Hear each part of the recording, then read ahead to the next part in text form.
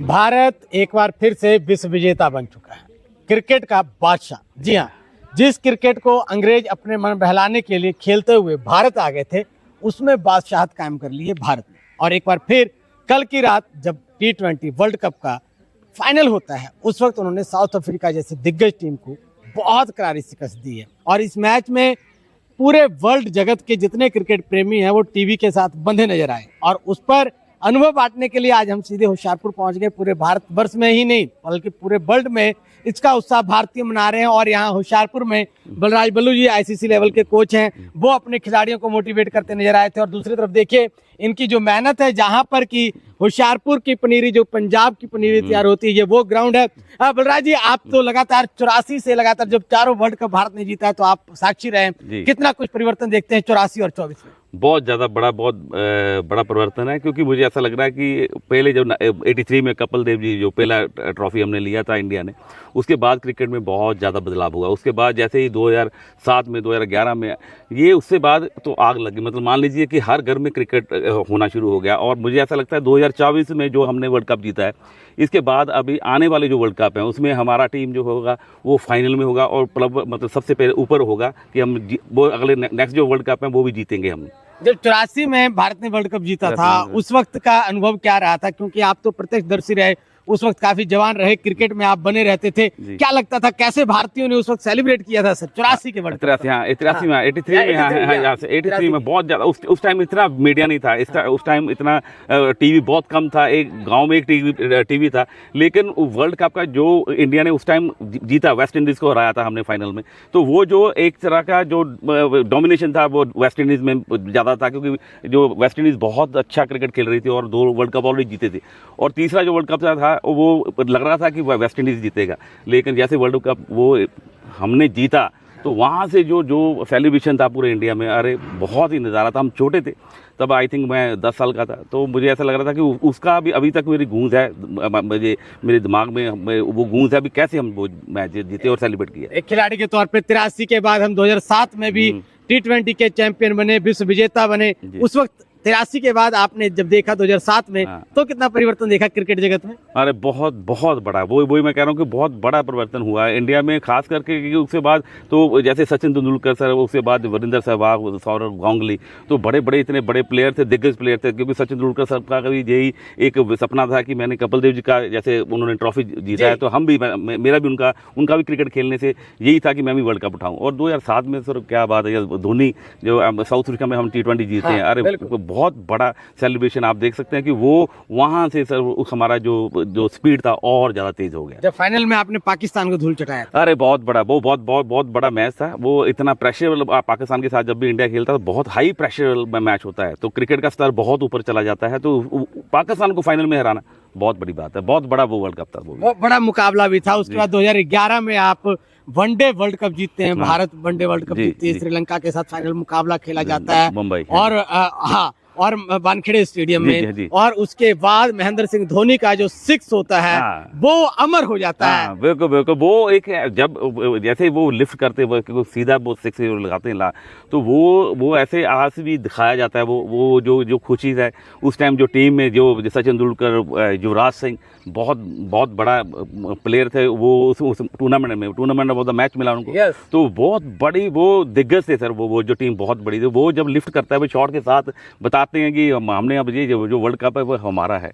तो ये बहुत बड़ी सर, इसके ऊपर बहुत मेहनत है, बहुत मेहनत की। गोरों ने इसके खेला जरूर आए थे, मतलब, लेकिन संभाला इंडिया ने संभाला। इसी जो ग्रोथ है असल में जो इंडिया ने किया, आज पूरे वर्ल्ड में अगर हमारा इंडिया का नाम है तो क्रिकेट करके सबसे ऊपर लिया जाता है नाम, क्रिकेट के कारण ही सबसे। अच्छा, कल का मैच जब आप देख रहे थे, जब भारत फाइनल में था, साउथ अफ्रीका फाइनल में था, क्या लग रहा था भारत जीतेगी? हाँ बिल्कुल सर, इसका ये मैं वो कह रहा हूँ कि साउथ अफ्रीका की बात नहीं, जब ऑस्ट्रेलिया के अगेंस्ट हम खेलते हैं, आप ऑस्ट्रेलिया का मैच उठाकर देखिए, जो इंडिया वहां पे खेला है ना, वो कल के मुकाबले से वो उससे बेहतर मैच था। तो मैं उसे बेहतर मानता हूँ, क्योंकि जब ऑस्ट्रेलिया को बहुत बड़ी एक सर टीम है, वो उसके पास ICC लेवल के मतलब वर्ल्ड कप ज्यादा है, वो उनके सारे चैंपियंस प्लेयर, जब वो टीम हम पहले हराते हैं, उसका जो मोमेंटम बनता है एक टीम का, बहुत आगे चला जाता है। वो एक वर्ल्ड कप का मुझे लग रहा था कि ये मैच ऐसा मैच है, अगर यहाँ पे इंडिया जीत जाता है उसके बाद फिर इसको कोई हराने वाला नहीं है। सिर्फ ऑस्ट्रेलिया को हराया ही नहीं, अंग्रेजों से आपने बराबर लगान भी वसूल किया। यस, लगान भी, यस एग्जैक्टली, वो बहुत बड़ी बात है सर, क्योंकि ऑस्ट्रेलिया एक ऐसा टीम वो सर बाउंस बैक करती है। वो ऐसी टीम है, अगर उसको आपको एक को ना 100 में कन्वर्ट करने के लिए उसको टाइम नहीं चाहिए। ऐसा वो टीम है, अगर उसके पास 1% भी लगेगा कि हम मैच जीत सकते हैं, वो 100 में कन्वर्ट कर लेंगे। 100 में कन्वर्ट कर हाँ, लेंगे। तो yes। अच्छा, कल के मैच को देख करके कभी ऐसा लगा कि अब मैच जो है वो हाथ से निकल रहा है?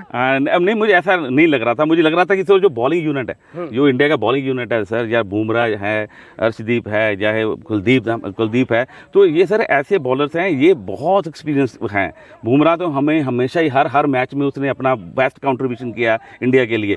तो मुझे ऐसा लगता था कि जो बॉलिंग यूनिट है इतनी जल्दी नहीं हारेगा। मतलब नो डाउट उनके दो बैट्समैन मिलर और क्लिफ्टन, आई थिंक वो अच्छी बैटिंग कर रहे थे, लेकिन एक ही विकेट चाहिए था उस टाइम, और वो कार्तिक ने पांडे हार्दिक पांड्या की जो बैटिंग धुआंधार बैटिंग थी, एक तूफान की तरह कह दीजिए, बराबरी पर ला करके उन्होंने छोड़ दिया। हाँ, तो वो एक टर्निंग पॉइंट था वो मैच का। उस टाइम जैसे वो विकेट चला जाता है तो उसके मुझे कंफर्म हो गया कि अब ये कम बैक नहीं करने देंगे, इंडिया अब कम बैक नहीं करेंगे, क्योंकि सर बॉलिंग यूनिट बहुत है, प्रेशर में बॉल करने की इनको आदत है सर, इतना मेहनत है इसके पीछे। ये नहीं है कि वो मैच के लिए, उससे पहले हमने 2-3 साल से लगातार सर हर ट्रॉफी में हर जगह इन हमारे बॉलिंग यूनिट ने मतलब बॉलिंग यूनिट ने मैच जिताए हैं। मिलर का जो कैच सूर्या ने किया, सूर्य कुमार यादव ने, उस कैच के बारे में क्या कहें? हाँ, बहुत फंटास्टिक कैच था सर। वही इसीलिए वो हुआ क्योंकि आपका जो प्रेशर था वो साउथ अफ्रीका पे ऊपर चला गया, और वो मिस टाइम हुआ फुल टॉस मिलर का, और वो कैच हो गया। इसे वो उस इन्फ्लुएंस में के साथ ही कैच हुआ,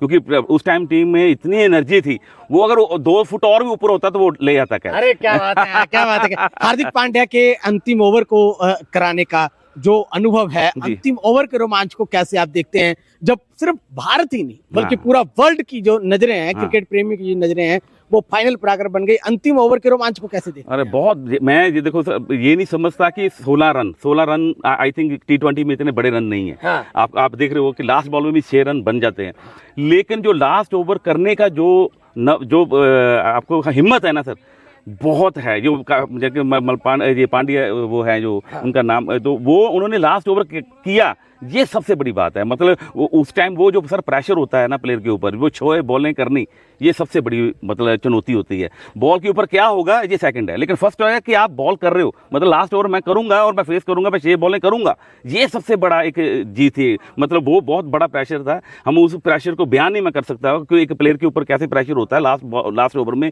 वो भी वर्ल्ड कप फाइनल में। तो फाइनल वो जो प्रेशर था, वो 6 बॉलें थी, बहुत ज़्यादा प्रेशरेबल थी, बहुत ज़्यादा उनके ऊपर है, इसीलिए वो मतलब उनकी खुशी बयान नहीं हो रही थी। मैंने उनको सुना था कल, क्योंकि इसलिए नहीं हो रही थी क्योंकि बहुत बड़ा प्रेशर है। उसके बाद उसके जो 6 बॉलें उनकी थी, सारा हिंदुस्तान जो 140 करोड़ की, मतलब मान लीजिए उसके 40 इंडिया की है, लेकिन पूरे वर्ल्ड में वो ओवर के ऊपर सारा दबेदार था। वही एक मैच का सबसे बड़ा मतलब ओवर था कि इस ओवर में रन बन सकते हैं नहीं बन सकते। मतलब बात करेंगे हम, अगर देखेंगे कल के मैच के बाद आपने वर्ल्ड कप तो जीत लिया जी, पर 2 बड़े खिलाड़ी ऐसे हैं जिन्होंने संन्यास की घोषणा कर दी है। किंग कोहली कह रहे हैं कि अब मैं T20 नहीं खेलूंगा, रोहित शर्मा कह रहे हैं कि अब मैं T20 नहीं खेलूंगा, सिर्फ अगर हम बात करें टीम के लिए IPL शायद वो खेलते रहे। तो इस तरह से कैसे देखते हैं भारतीय टीम को या राष्ट्रीय टीम को, उनकी कहीं ना कहीं कमी महसूस होगी? हाँ, नहीं ऐसा मुझे नहीं लग रहा, क्योंकि उनकी कमी नहीं, क्योंकि जो बैच मतलब पीछे जो उनकी स्ट्रेंथ, हमारी इंडिया टीम की स्ट्रेंथ बहुत है। हमारे अभी इतने प्लेयर्स, विराट कोहली को देखकर ही बहुत ऐसे प्लेयर हैं इंडिया में अभी खेल रहे हैं, तो मुझे ऐसा लगता नहीं कि कोई उनके जाने से। लेकिन ये अच्छी चीज़ मुझे यहाँ पे लगी, जो मुझे सबसे ज़्यादा अच्छी लगी है कि इन्होंने तब रिटायरमेंट लिया जब बिल्कुल हम वर्ल्ड कप का फाइनल मैच, इससे बेहतरीन टाइम नहीं हो सकता है। जब आप वर्ल्ड कप जीत रहे हो, आपने जीत लिया, उसके बाद आप बोल रहे हो कि मैं अब इंटरनेशनल क्रिकेट नहीं खेलूंगा, इससे बढ़िया मौका और नहीं मिल सकता विराट कोहली को और रोहित शर्मा को। तो आई थिंक ये बहुत बड़ा उनका फैसला है, लेकिन ये ऐसा फैसला है कि जो आने वाले प्लेयर्स हैं वो भी ऐसा ही इसको कॉपी करेंगे और इसको फॉलो करेंगे। भाई हम भी वर्ल्ड कप जीतेंगे, उसके बाद हम रिटायर करेंगे। ये बहुत बड़ा इन्होंने एग्जाम्पल सेट किया है। आई सल्यूट टू देम, मैं उनको सल्यूट करता हूँ कि जैसे उन्होंने क्रिकेट में, इंटरनेशनल क्रिकेट में ये छोड़ा है, लेकिन ये बहुत बड़ा एग्जाम्पल सेट किया है इंडिया क्रिकेट के लिए कि आने वाले जो प्लेयर हैं वो ऐसे फॉलो करेंगे। मनोज जी, बात करते हैं, आज रोहित शर्मा के कोच की बात हो रही है, आज विराट कोहली के कोच की बात हो रही है, आपके खिलाड़ी आयुष बदोनी जो कि आईपीएल में काफी अच्छा परफॉर्मेंस करके चर्चा में आए, क्या लगता है आपको अगले वर्ल्ड कप में वो खेलते नजर आएंगे टीम में? हाँ, यस, बिल्कुल बिल्कुल। मैं ये कहना चाहता हूँ कि अगले वर्ल्ड कप में आयुष बदोनी,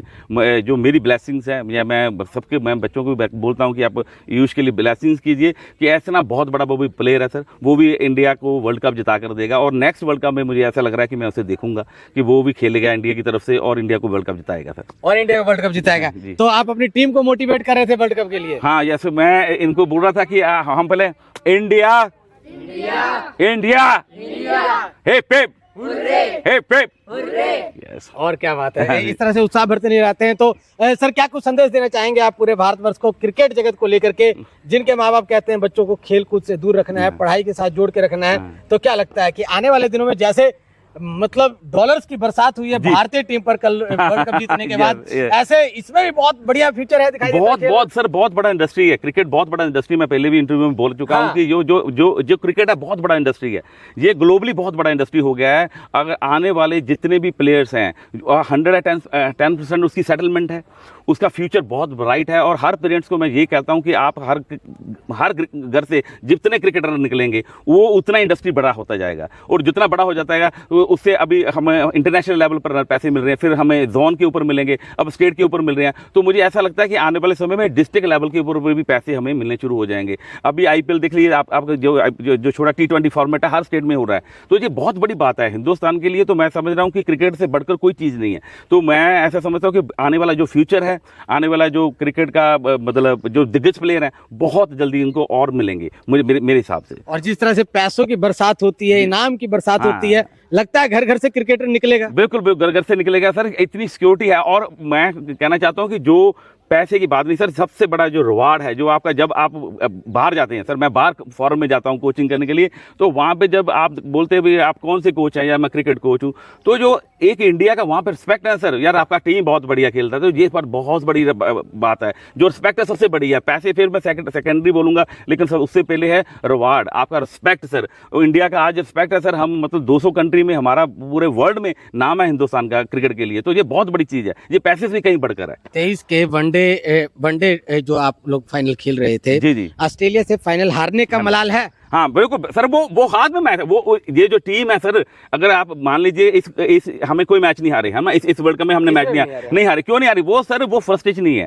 वो फ्रस्ट्रेशन क्योंकि हमारा हर प्लेयर ये सोच रहा है, और सबसे बड़ी सर यूनिटी से खेला, ये मैं कह रहा हूँ, जो कोऑर्डिनेशन, जो टीम का कोऑर्डिनेशन, हर यूनिटी से सर खेलना आप सर बहुत बड़ी चीज है। ऑस्ट्रेलिया से हम हारे फाइनल जरूर है, लेकिन जो इस बार उनको मतलब हमने यहाँ पे वर्ल्ड कप में धोया है, मतलब जो वो सर वो पूरा हो गया, वो नहीं भूल पाएंगे। नहीं, वो तो naturally sir world cup final match कैसे भूल पाएंगे, तो वो नहीं भूल पाएंगे। लेकिन ये है कि वो उसके बाद 6 महीने के बाद सर हम कम बैक कर रहे हैं और वर्ल्ड कप जीता है, ऑस्ट्रेलिया को हराया है, बहुत बड़ी बात है सर। और ये बड़ी जीत है, और उसके साथ जो मैच हुआ है इस वर्ल्ड कप में भी वो भी बड़ा रोमांचक रहा है। तो ये मैं आपको बता रहा था किस तरह से जो वर्ल्ड कप जीतने का हर्ष है, वो होशियारपुर तक इसकी धूम जो है, वो जो गूंज है वो दिखाई दे रही है। कोई छोटी मोटी जीतने की ऐतिहासिक जीत है, 17 साल का सूखा खत्म करने के बाद भारत T20 में अपनी बादशाहत कायम करता है, और कहीं ना कहीं हम हर एक सेक्टर में अगर टेस्ट में देखें और वनडे में देखें तो हम नंबर 1 है, और ये बताता है हमारा क्लास कि हम किस स्तर के खिलाड़ी भारत के अंदर बन रहे हैं। अंग्रेजों का जो क्रिकेट था वो अंग्रेजों का नहीं रह गया,